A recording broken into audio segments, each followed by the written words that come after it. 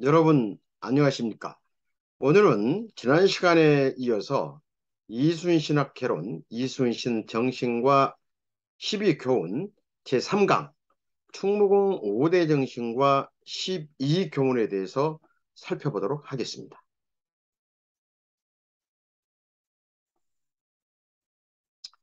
자, 충무공 5대 정신이란 말씀을 들어보신 분도 있을 것이고 또 이 시간 처음으로 들어보신 분도 있을 것입니다. 이 충무공 5대 정신이란 과연 언제 어떻게 제정됐으며 그 내용이 무엇인지 또 무슨 목적으로 제정되었는지 우선 먼저 살펴보도록 하겠습니다. 자, 충무공 5대 정신이란 이순신 생전 행적을 토대로 제정되었습니다. 자, 우선 이순신의 해전 전략 및 전술 그리고 이순신의 지휘 통솔 이런 것들을 이순신의 기록 중 가장 빛나는 이순신의 자산이라고 할 수 있는 또 이것은 우리 민족의 자산이기도 하죠. 난중일기 7년 동안 이순신 장군께서 꾸준히 기록해 놓았던 작전 일지나 다름없는 전쟁 일기가 바로 난중일기입니다. 이 난중일기는 수년 전에 유네스코 문화자산에 이미 등록이 되어 있죠. 또 이순신의 기록 중에는 난중일기뿐만 아니고 장계, 지금 같으면 이제 국왕에게 보낸 보고서죠. 그 다음에 또 이순신의 행적에 대해서 쓰여진 사료들이 있습니다. 즉 선조실록이라든지 또 후세의 기록 등이 있습니다. 이런 것들을 토대로 해서 이순신의 행적을 추적하고 확인해서 충무공 5대 정신이 바로 만들어졌습니다. 자, 그러면 언제 어떻게 제정됐을까? 그 상세하고 구체적인 이 사항은 추적이 잘 안 돼요. 지금 현재. 다만 70년대 전후에서 대한민국 해군에서 이 장병의 정신전력 강화 차원에서 대한민국 해군에서 많이 되었고 지금까지도 꾸준히 활용되고 있다는 사실을 우리는 알고 있습니다. 그리고 과거에 이 충무공 5대 정신은 해군 장병, 해병대 장병, 사관생도 등에게 낭독시키기도 하고 숙지시키기도 하고 때로는 각종 점검 때 암기시키기도 했습니다. 지금은 군대 부조리 한 부분으로서 암기사항을 하질 않죠. 그러나 과거에는 의무적으로 암기시키는 그러한 문화가 있었죠. 다행히 지금은 그런 문화들이 없어져서 군 생활을 하는 우리 후배들이 훨씬 더 그러한 부조리적인 성격을 갖는 문화에서 이제 해체되게 돼 있죠. 해체라기보다는 이제 자유수로 해방됐다고 보면 됩니다. 자, 지금 현재 강의를 하고 있는 저도 과거 사관생도 때 이걸 수없이 암기를 했고 지금도 암기하라면 잘해요. 또 그리고 기존의 어떤 장교가 되어서도 해군본부라든지 각종 어떤 점검 때 가끔은 정신전력 차원에서 얼마나 이제 이런 것들을 잘 숙지하고 있는지 한 번씩 체크하기도 했습니다. 그런 문화가 우리 군대 문화에 과거에 있었다는 사실을 알려드립니다. 그러나 지금은 그런 것들이 많이 없어졌죠. 자, 충무공 정신은 충무공 5대 정신이라고 하는 것들은 해군 장병 및 사관생도 정신전력 강화에 큰 영향을 미친 것은 사실이었습니다. 자, 그러면 충무공 5대 정신이란 과연 무엇일까? 여러분들이 종종 또 우리 학생들도 가끔 질문을 한 음, 부분인데 충무공 5대 정신이 좀씩 틀리더라. 맞습니다. 여러분들이 당장이라도 인터넷을 쳐다보면 여러 그 매니아들이 이순신 매니아나 충무공 음, 이순신 매니아들이 충무공 5대 정신을 비슷하게 많이 써놔요. 그래서 이게 지금 두세 가지 버전이 있습니다. 사실은. 그런데 우리가 그걸 여기서 다 다루기는 그렇죠. 그래도 대한민국 해군에서 과거부터 현재까지 활용하고 있는 5대 정신을 기준으로 해서 살펴볼 필요가 있습니다. 물론 해군에서 활용하고 있는 5대 정신 외에 몇 가지 버전들이 거의 다 비슷해요. 사실상 그 내용을 살펴보면은 일단 그러면 해군 활용 5대 정신이 무엇인지 먼저 알아보도록 하겠습니다. 우선 나라를 사랑하는 정신. 물론 이걸 갖다 애국정신이라고 표현하기도 하지요.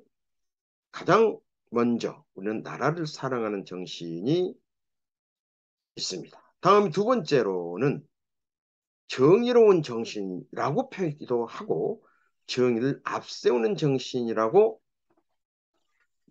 우리가 부르기도 합니다. 그래서 해군에서는 이 정의를 앞세우는 정신 이렇게 표현을 하지요.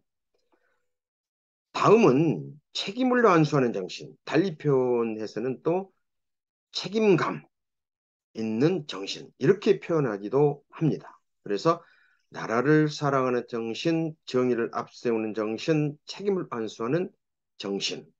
그 다음 네 번째로는 창의로 개척하는 정신. 혹은 뭐 창조 정신. 이렇게 표현하기도 해요.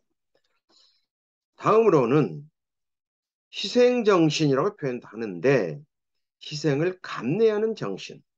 그래서 이와 같이 다섯 개의 정신을 우리는 충무공의 5대 정신이라고 표현을 합니다. 지금은 앞에서도 말씀드렸지만 이러한 것들을 암기사항으로 하진 않지만 그래도 숙지 정도는 하고 있죠. 대한민국 해군이라면.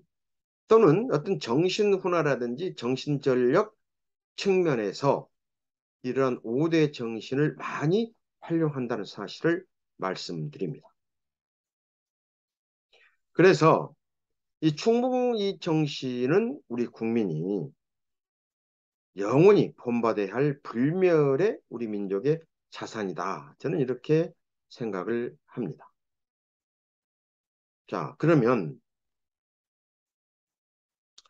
우리는 오늘 핵심 주제가 이순신이 남긴 12대 교훈 재정에 대한 말씀을 드리는 건데 어떻게 해서 12 교훈이 오늘 여러분들께 공개가 되는지 그 지금부터 설명드리도록 하겠습니다.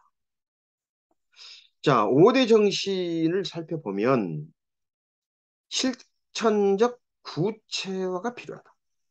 그래서 12개 교훈을 제정하는 동기가 되었다. 이렇게 말씀드릴 수가 있습니다. 앞에서 살펴보았지만 나라를 사랑하는 정신, 뭐 등등 무엇 정신 등은 어떻게 보면 구호성에 그칠 수가 있습니다. 그리고 이것은 구체성이 좀 미흡하다. 이렇게들 표현하는, 이렇게들 말씀하시는 분들이 주변에 많이 있었고, 또 이순신을 좋아하고, 또 공경하고, 또 나름대로 관심이 많은 분들이 과거부터 이 부분을 지적을 한 바가 있습니다. 다시 말씀드린다면, 무슨 정신보다는 뭐뭐하다 등의 실천적 교훈이 좀 미흡하다. 이렇게 말씀을 하기도 합니다. 자, 그래서 구체성. 여기 지금 정정하겠습니다. 실천성입니다. 이게 구체성, 실천성 등을 고려한 이순신이 남긴 교훈을 한번 살펴보자. 무엇이 있겠는가? 필요하다. 이런 이제 결론에 도달하게 된 것입니다. 자, 뭐뭐 하다 등의 실천적 교훈이라는 것은 주어와 목적어가 좀 필요하다는 것입니다. 예. 뭐뭐 정신하면 사실은 주어와 목적어가 없어요. 그래서 내가 됐든지 우리가 됐든지 그 다음에 무엇 하다 등의 동사가 있으면 목적어가 좀 있으면 좀 더 실천적이고 구체적인 것을 우리가 알 수 있죠. 그래서 우리가 제1강에서도 제가 말씀을 드렸지만 수년 동안 제가 대학에서 이순신 리더십, 충무공 정신들에 대해서 강의를 하면서 많은 학생들과 앞서 이야기했지만 이순신 학이란 무엇인가와 더불어서 이에 더불어서 이순신 정신을 당연히 또 우리가 토론도 하고 학생들하고 또 연구도 하고 했지 않겠습니까? 거기서 나온 얘기들이 바로 이런 것들이 있었어요. 물론 이 학생들이 아니고 제 주변에 이순신 매니아들 또 이순신 연구하는 사람들도 좀 더 이제 좀 구체성이 좀 필요하다는 이야기를 많이 했거든요. 그래서 이런 것들을 우리가 수년 동안 이제 이순신 리더십이라든지 충무공 정신을 다루면서 토론하고 또 이것들을 한번 만들어 보기 위해서 많은 시간을 투자를 했습니다. 예. 예를 들면 오늘 여기서 공개하는 12가지의 교훈이 나오기 전에 교훈이라고 선정된 것이 나오기 전에 한 50여 가지의 것들이 있었거든요. 그래서 이런 것들을 좀 더 필터링을 하고 체계적으로 정립하면서 최종적으로 12개를 선정했다는 말씀을 드립니다. 자, 그러면 지금부터 12개 교훈 선정에 대한 필요성과 과정과 이런 것들 설명을 드렸어요. 자, 그러면 이 과연 12개의 교훈이 무엇인가 궁금하시잖아요. 자, 이것은 지금 이순신학을 처음으로 제가 이 첫 강에서 공개했듯이 12개의 교훈이란 것도 처음으로 공개합니다. 네. 자, 이건 역시 제가 이순신학에 대한 정의를 말씀드릴 때도 이야기를 드렸지만 제가 잘나서 또 이순신의 학문에 대한 어떤 심도가 다른 분들보다도 아주 더 깊어서가 아니죠. 앞서 드린 바와 같이 정신만 가지고 부족하니 우리가 충무공 이순신을 우리 민족의 가슴속에 영원히 간직하고 또 우리 국민이 보다 더 어떤 형이 상학적인 것보다는 좀 더 몸에 마음에 와닿는 것들을 한번 생각해 보자. 이런 측면에서 도전을 해봤다는 것을 말씀드립니다. 자, 그럼 우선 첫 번째 공개합니다.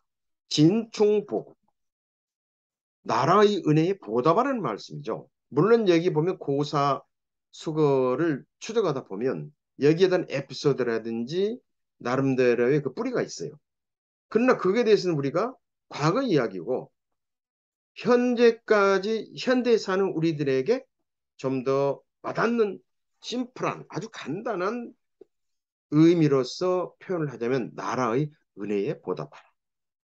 물론 이것은 공무원이라면 어떤 나라가 될 것이고 회사의 직원이라고 하면 자기가 몸담고 있는 조직이나 회사일 것입니다.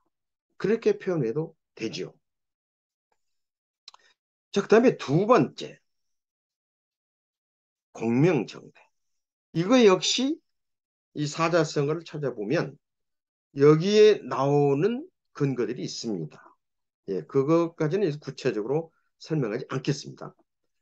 자, 이것은 공평하게 행동하라.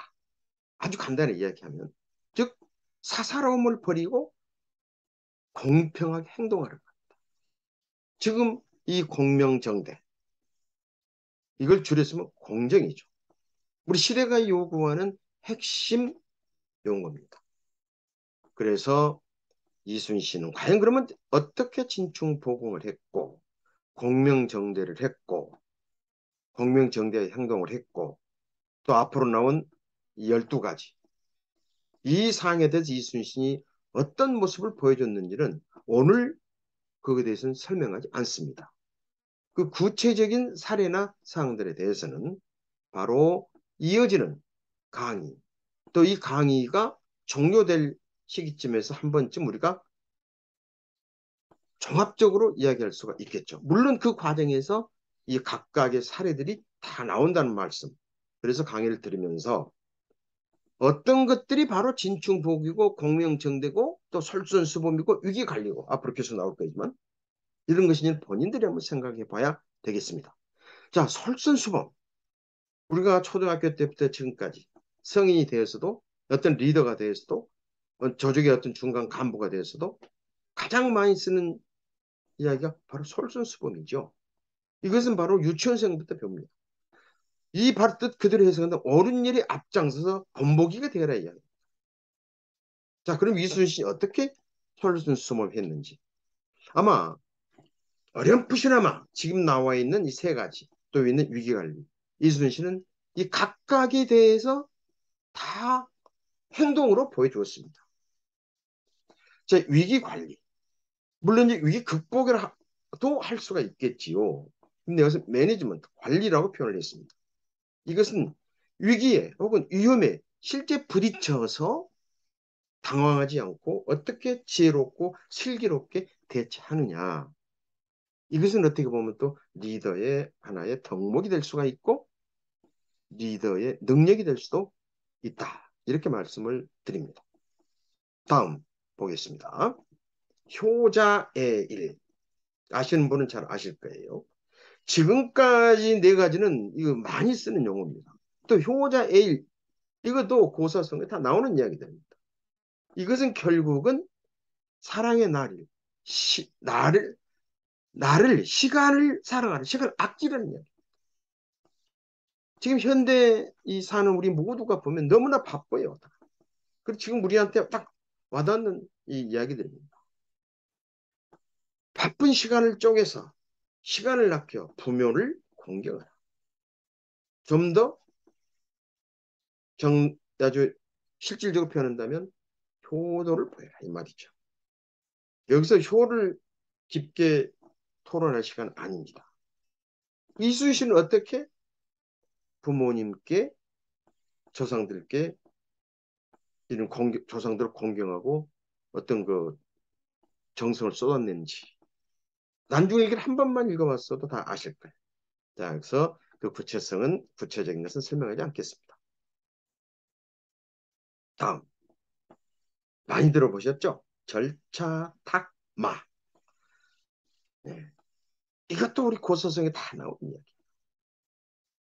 학문과 기술을 배우고 익혀라 아니고 늘 배우고 익혀라. 늘 배우고 익혀라.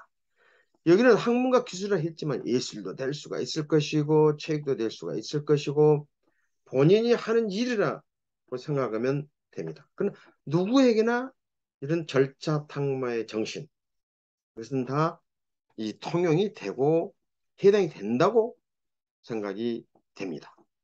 자, 이제 6가지가 나왔어요.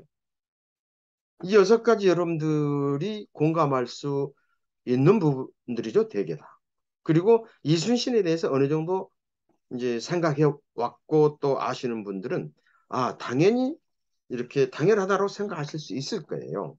그러나 우리가 구술이 서말에도 껴야 보배이듯이 이렇게 체계적으로 한번 제시하고 또 나름대로 표현을 좀 제정하고 한다는 것은 의미가 있지 않나 이런 생각이 듭니다. 자, 그럼 나머지 6개 뭘까요? 한번 살펴볼까요? 자, 7번째. 신사독행. 요건 좀 많이 쓰는 이 영어는 아니죠. 그러나 이거 아주 기묘하게 다양한 책들이나 인제 많이 나와요. 이건 바로 신중하게 생각하고 정확하게 명확하게 음, 행동하는 이 말이죠. 심사숙고해서 명확하게 행동하는 이야기죠. 이순신이 언제 이런 신사특행을 했을까? 이순신의 행적을 한번 살펴보면서 나중에 여러분들이 한번 체크해 보시기 바랍니다. 오늘은 12개의 교훈이 과연 무엇인가? 어떤 것들이 있을 수 있는가?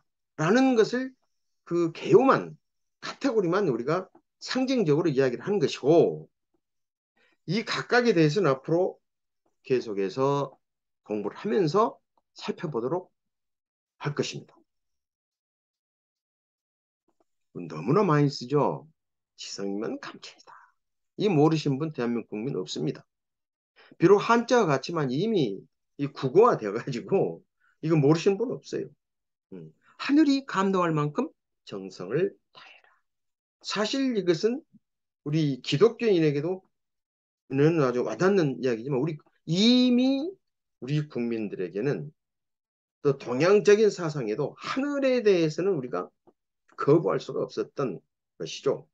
그래서 이미 어떻게 보면 저 서구에서 어, 기독교에 대해서 이야기가 많이 이제 됐습니다만은 이미 동양적 사상에서도 지성 감체라는 말이 나온 지 오래되잖아요. 과거. 그래서 하늘이 감당할 만큼 정성을 다해라. 우리가 보편적으로 쓰는 용어입니다. 이게. 그 다음 보실까요? 안거위사. 유비무환이라고 할 수가 있습니다. 그래 유비무환이라기보다는 좀 더 부드러우면서 그리고 우리가 보편적으로 쓸 수 있는 용어를 택했습니다. 안거위사. 이건 많이 쓰는 용어예요. 이거는 결국 뭐냐면 평화로울 때, 평온할 때 위기에 대해서 미리 준비하라.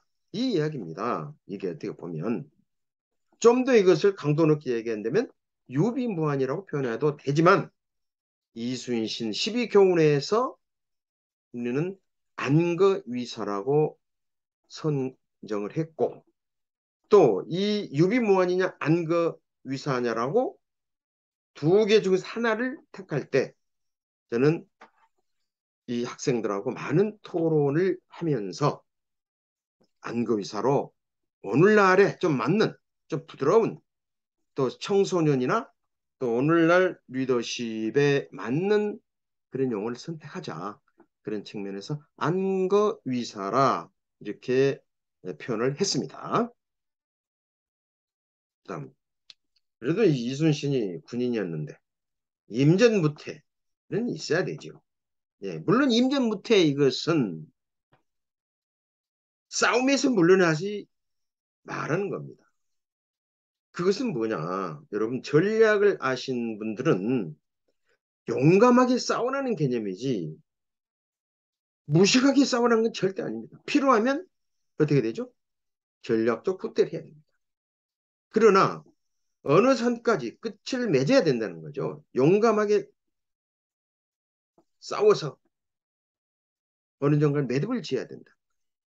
끝까지 적을 격파시키든지 필요에 따라서 용감하게 싸우면서 다음 전략을 세우든지라는 것입니다. 결국 이것을 오늘날의 어떤 리더십 차원에서 해석을 한다면 시작한 일은 끝을 맺어라. 이렇게 표현할 수도 있겠다. 그래서 우리는 이 측면에서 임전무태라는 것을 이렇게 표현을 했습니다. 다음, 많이 쓰시죠? 현장 중시. 답이 현장에 있다. 이거 많이 우리가 듣고 실제로 그렇습니다. 아무리 탁상 공론을 해봐야 의미가 없어요.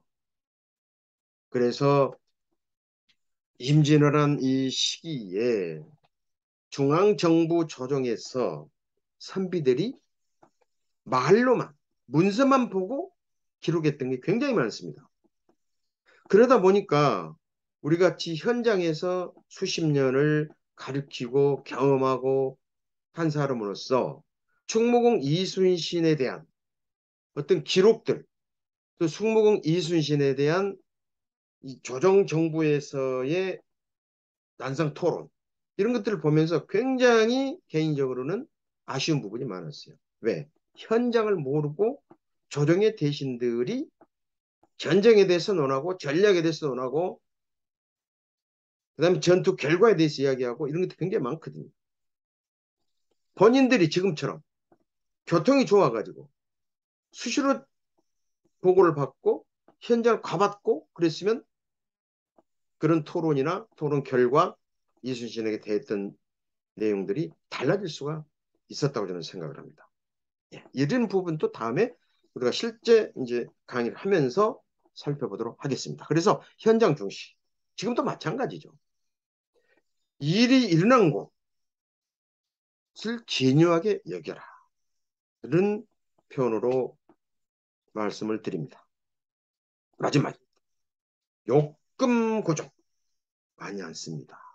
이거 여기에 대한 에피소드, 또 욕금 고정이라는 용어가 어떻게 나왔는지 이것도 여러분들이 살펴보면 알 수가 있어요. 고사성어에서. 자, 이것은 큰 것을 얻기 위해 작은 것을 과감히 주어랍니다. 이게 36개에 나오는 고사수거예요. 36개에서는 어떻게 나오느냐? 그건 큰 적을 치기 위해서, 잡기 위해서 작은 적 지치도록 내 보내줘라. 이거 잡지 마요. 그 이야기거든요. 그래서 이런 것들은 이제 현대에 와서는 또 이 해석하기를 큰 것을 얻기 위해 작은 것을 과감히 주어라 이거죠. 다시 얘기하면 소탐 대치하지 말라는 이야기입니다. 자, 그러면 이순신은 언제 욕금 고정했는가? 큰 것을 얻기 위해 작은 것을 과감하게 주었는지. 아마 여러분들이 이 12개의 교훈 중에서 이 부분을 찾아내기가 그리 쉽진 않을 겁니다. 혹시라도, 혹시라도요, 이 강의를 들은 학생들이나 또는 일반 분들께서 이순신의 행적 중에서 욕금 고정하는 부분이 바로 이거 아니냐라고 본인들이 생각하는 거 있으면 개인적으로 연락을 해 주십시오. 그때까지는 제가 이 마지막 이 강의가 끝날 때까지는 이 사례에 대해서 공개하지는 않겠습니다. 자, 여러분. 오늘 이 12교훈에 대해서 이야기를 다 했는데 앞에서도 말씀드렸지만 반복되는 이야기입니다만은 각각 사례에 대해서는 이야기하지 않았습니다. 그럼 왜 강의 초창기에 이런 이야기를 해드리느냐? 본래 이 지금 현재 우리가 이야기하고 있는 이 강의 큰 타이틀은 이순신학 개론입니다. 그리고 그 소 타이틀로는 이순신 정신과 12교훈이죠.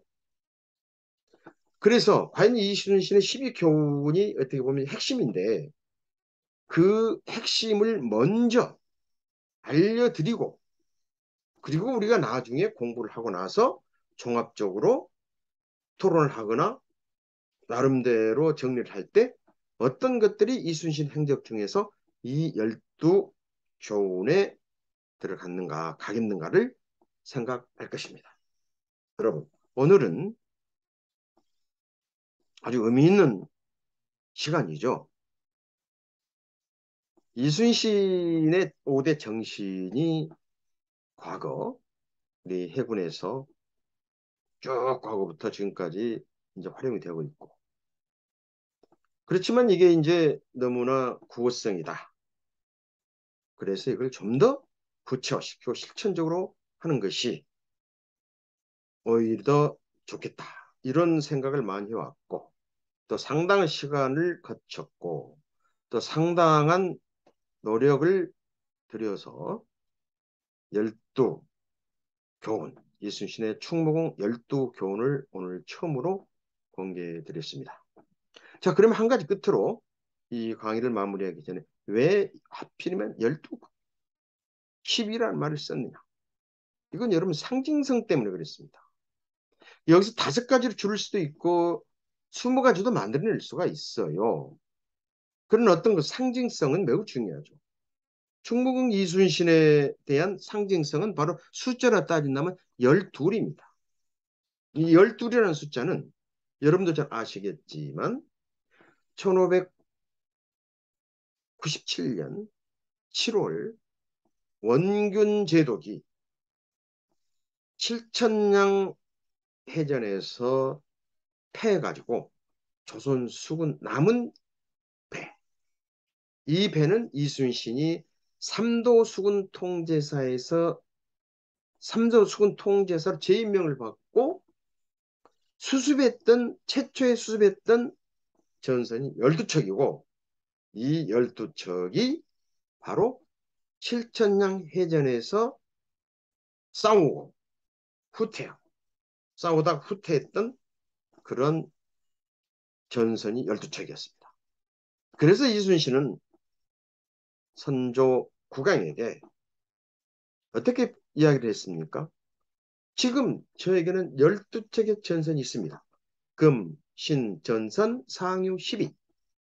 이 이야기를 했죠. 글로 써서. 바로 이 12책입니다. 예, 그래서 우리도 상징성 있는 저도 12, 12를 선택해서 교훈도 12개로 최종적으로 선정을 해보았습니다. 그리고 한 가지 우리가 잊어서는 안 될 부분은 종종 우리가 혼선이 있는데 12척을 최종적이 아니고요. 12척을 이순신 제독이 수습을 했지만 실제로 그 명량해전 장흥 해룡포에서 12척을 출항을 합니다. 네, 1597년 가을에요. 그래가지고 지금 명량해전지가 바로 이제 울돌목 아니겠습니까? 그로 가는 과정에 산책이 추가돼서 13척. 그래서 명량해전에 싸웠던 전선은 13척입니다. 그래서 12척과 13척은 이 상징성이 좀 다르죠. 12척이라는 것은 칠천량해전 끝나고 이순신이 삼도 수군 통제사로 제명받고 수습할 때 12척이었고 이제 장흥 해룡포에서 울돌목으로 가는 과정에서 한 척이 추가돼서 13척으로 최종적으로 명량해서 싸웠던 전선수는 13척이었다. 그리고 이 차이가 있다는 사실을 말씀드립니다. 아무튼 오늘은 충무공 이순신 장군의 12대 교훈, 이순신이 남긴 유산, 12대 교훈을 여러분들에게 공개해 드렸습니다. 자, 여러분. 오늘 강의는 여기서 마치도록 하고요. 또 다음 시간에 여러분을 뵙도록 하겠습니다. 감사합니다.